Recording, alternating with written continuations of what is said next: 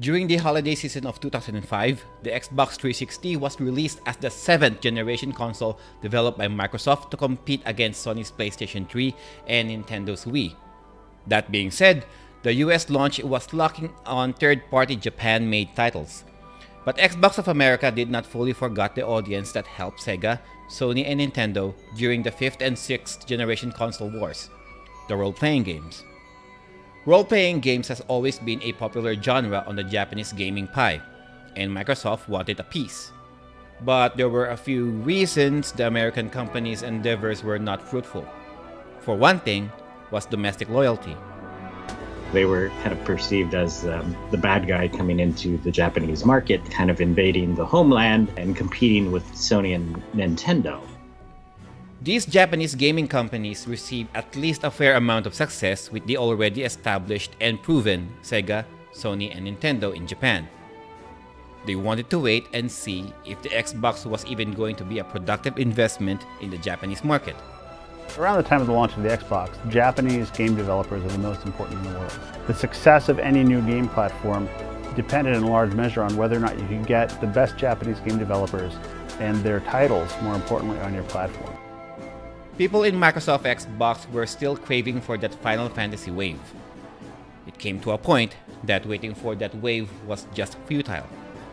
Given the circumstances, Microsoft had to create its own wave.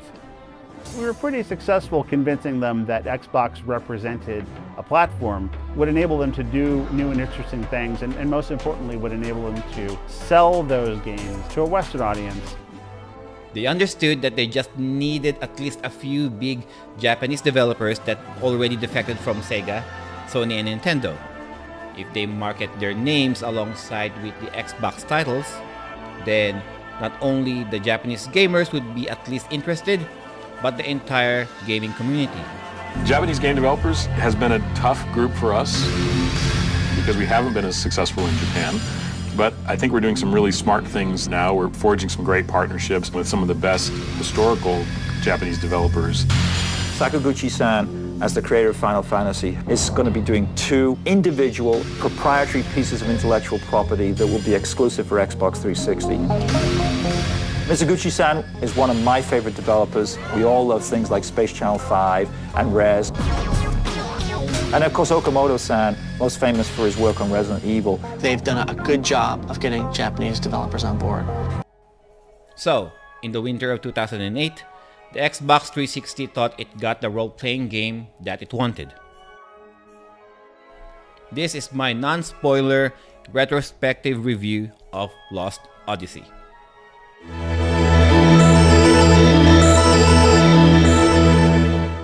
The father of Final Fantasy, Sakaguchi Hironobu, had stepped down as the executive vice president of Square to take responsibility for his role on the overall performance of the 2001 CG animated movie Final Fantasy Spirits Within. Sakaguchi then went ahead to make his own video game studio, Mistwalker, in 2004. Microsoft was able to strike a deal with Sakaguchi by bankrolling Mistwalker as part of Microsoft Game Studios. Sakaguchi was then brought on board to helm the Xbox 360's role-playing games. That being said, Sakaguchi wanted Mistwalker not to be tied down on any gaming consoles but agreed for the 360 exclusive games. The first one was Blue Dragon, released in Japan on December 2006 and August 2007 in the West, which in retrospect was the Xbox 360's version of Dragon Quest. The other one was Lost Odyssey, released in Japan on December 2007 and February 2008 in the West, which in retrospect was the Xbox 360's version of Final Fantasy. Lost Odyssey was the brainchild of various game developers and worked on other Japanese role-playing games such as Final Fantasy, Shadow Hearts, Legend of Dragoon, Phantom Dust, alongside with former Square Enix and Sega developers. Sakaguchi wrote the story for Lost Odyssey, with the main objective was to give the players a captivating emotional experience that challenges the human morals and norms through conflict. One of the things that separate Lost Odyssey from any other JRPGs is the dream sequences of the immortals. These dreams are basically memory snippets that some characters would suddenly remember, not necessarily changing the overall plot, rather add layers to the character's development. For this task, the production team hired Shigematsu Kiyoshi, a well-known visual novelist. To translate the novel narrative, Harvard University translator Jay Rubin was brought in. Since Sakaguchi wanted the game to be story-driven, no major changes were made in terms of the gameplay. Another Square and Final Fantasy alumni that joined the production alongside with Sakaguchi was Uematsu Nobuo. He was put there in charge of the game's music and score. According to an interview, he was very excited to do Lost Odyssey, saying that it was Sakaguchi's first serious game since leaving Final Fantasy and Square Enix. Manga artist Inoue Takahiko was brought in to do the main character designs, while former Final Fantasy artist Minaba Hideo was in charge of the main character's clothing. Because of certain limitations brought by the Xbox 360, it was said that multiple revisions were made not to make the designs too complicated. In addition, Sakaguchi wanted the characters not to look like any nationality, ethnicity, or historical figure. Lost Odyssey was so large that it came out as a 4 dual-layered DVD game, arguably the largest game with the most discs that Xbox 360 had at the time. Like most Japanese role-playing games, the setting is between two nations at war for magic and technological supremacy. A third nation, asserting its neutrality, is also in the brink of joining the fray. Lieutenant Kaya Marganar, it seems people are calling you the Immortal. We've heard there were almost no survivors after the meteor crashed on the Highlands. And yet, you appear to be unharmed. How did you survive? I don't know. We follow the exploits of the main character, Kaim Agonar, who appears as an adult male who lived over 1,000 years in this world. The only problem is, he remembers almost nothing except the fact that he still looked the same after a millennium. As the story progresses, Kaim would realize that he is a being called an immortal. He will eventually be joined by others like him, along with other normal mortals who have some relations to them to some extent. Their adventures together will be caught in the crossfire of the war and national insurrections. The battle system is traditionally turn-based. One thing to be observed is that you need to set an action to each party member first before everyone in the field can move. Depending on the action, some characters may move before or after the enemy. Planning and the entire flow of the battle can be very challenging at times, especially dealing with certain enemies. Each character will be given the chance to equip special rings. These rings have additional effects that can be activated once your normal attack hits the enemy. To activate the ring's effects, you must press the trigger button at the exact time the game prompts you. Gamers who played Legend of Dragoon might be familiar with this kind of thing. The result of your efforts can be bad, good, or perfect. You must get a perfect for the ring's effect to kick in. The game also utilizes battle skills. The mortal characters can freely learn certain skills once they reach certain levels. Equipping skill-embedded items is also another way to learn new skills. By acquiring skill points after battle, the skills can be learned entirely until the items are no longer needed. The game is quite fair in giving out experience points, skill points, item drops, and cash. The Immortals initially do not have skills on their own. They can only learn the skills by linking with the mortal characters, hence they can learn the skill simultaneously after each battle. Each item's skills and magic spells can be learned, bought, created, found, or awarded after doing side quests. You fight enemies through random encounters. The encounter rate can be very inconsistent in each dungeon. You can set up to 5 party members to battle. You got your melee fighters, long range, and mages. You can set whoever goes in the front and whoever goes at the back. The game introduces the wall system in which the combined HP of the frontline characters will serve as a force field to protect rear characters against enemy attack. Sadly, there is no overworld map that you can explore freely. By pushing the map button, you will be just shown a topographical map of which places that are available as much as the game permits. Once you choose a place, you will be automatically be taken to the nearest entrance. In exchange of lacking an overworld map, the game is proud of its 3D dungeon and city designs. The camera angles are fixed, so you can see how your on-screen character makes its way around the current area. Eventually, you will be awarded with a transport vehicle to navigate around the world through the world's oceans at first, then the skies later on. Traveling by sea is also tricky because the game can only allow you to land in very specific beaches and ports scattered around the world. Even if you travel by sky, you can only do a sea landing to the nearest beach when you choose which dot in the map to go. Another thing that makes this game unique is the dream sequences. These dreams can be acquired by talking to certain NPCs or triggering certain events. The dreams are basically lost memories of the immortal characters, being told on screen like short stories that involves the immortal characters' earlier years.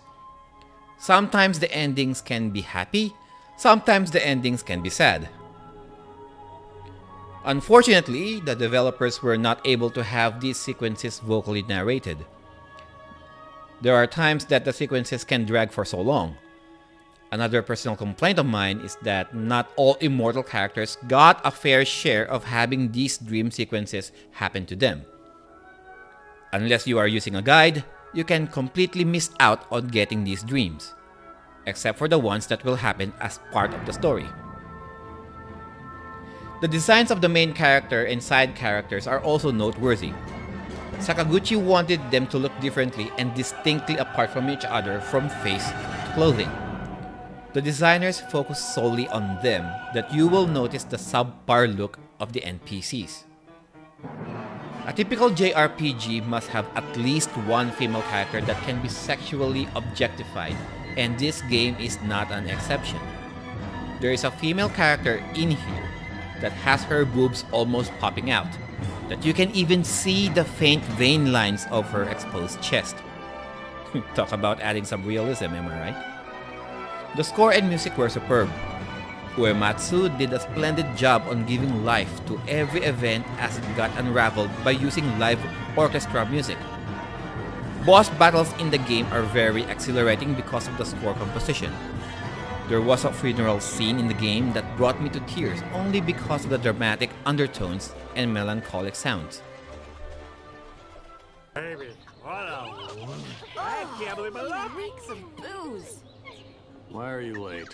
Can't you tell? A man's gotta do The voice acting in this game? Well, that is depending on what version that you have.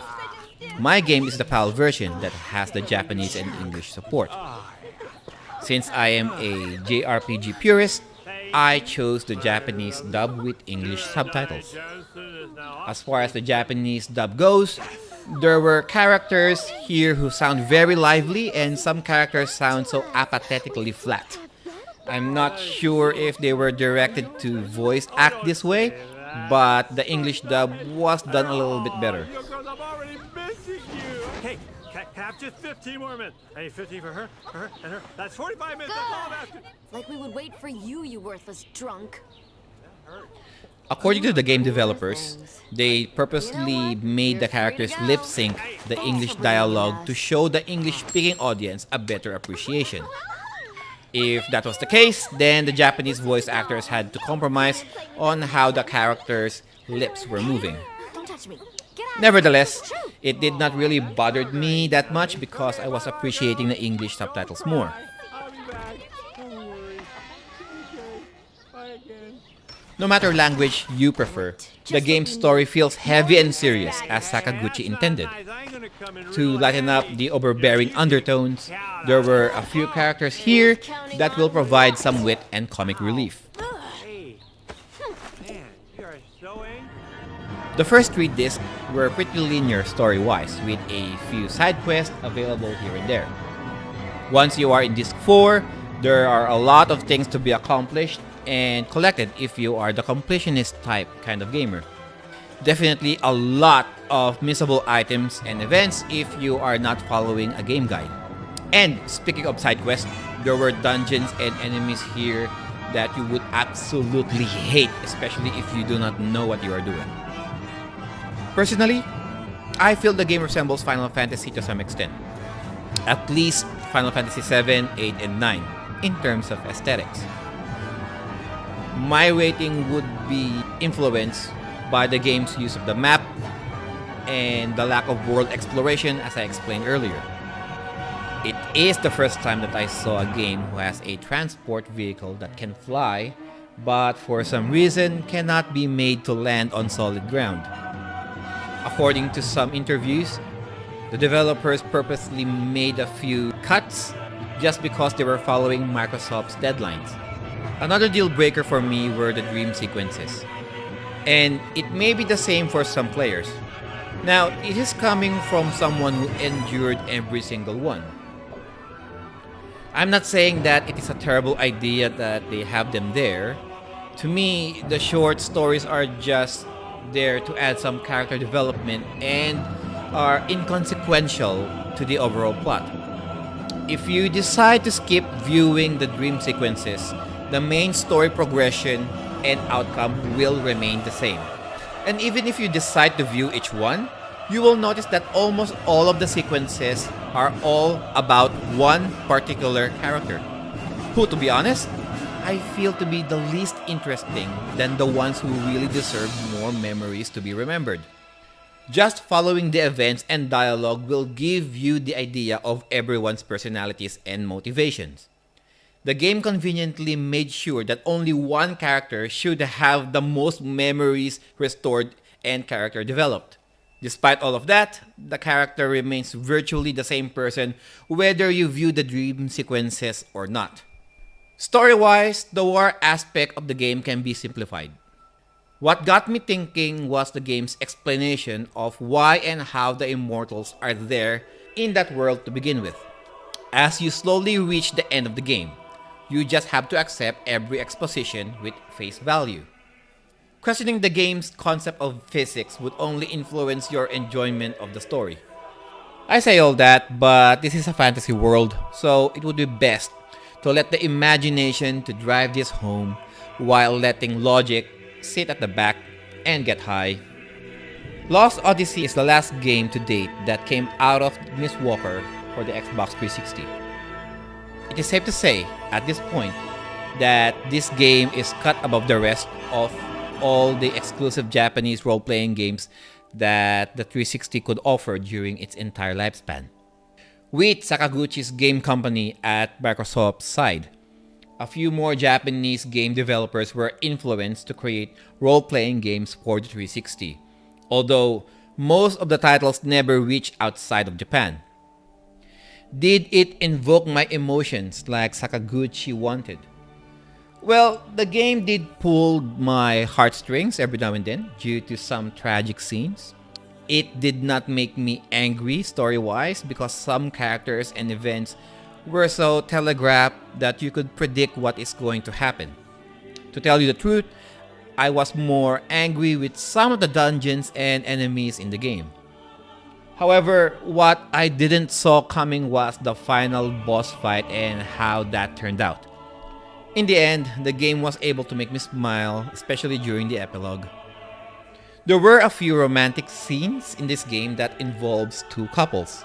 Speaking of which, the obvious couple that should be showing more romanticism, I was not feeling it. On the other hand, the other couple who was a mismatch were able to develop their relationship in every cutscene that they were in. So, Mr. Sakaguchi, I say you did invoke my emotions. The game sold well in the US with over 200,000 copies on its debut. However, it only sold over 100,000 in Japan during the year the game came out. Counting the mediocre success of the game in Japan, the overall actual sales of the Xbox 360 units did not match the projected numbers Microsoft was gunning for.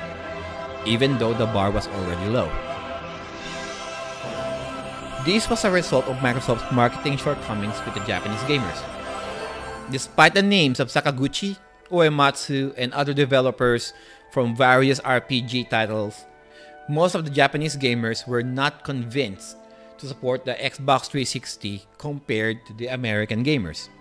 The belief that if Lost Odyssey was released under PlayStation or the PC, the outcome would have been different, and Miss Walker may have made a sequel to start a franchise. It would have been another crowning achievement for Sakaguchi after Final Fantasy.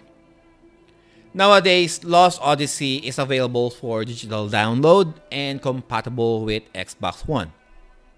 In some sense, Lost Odyssey was the Xbox 360's Final Fantasy. If anything, the main character reminds me of some previous common RPG tropes, not really exclusive to Final Fantasy.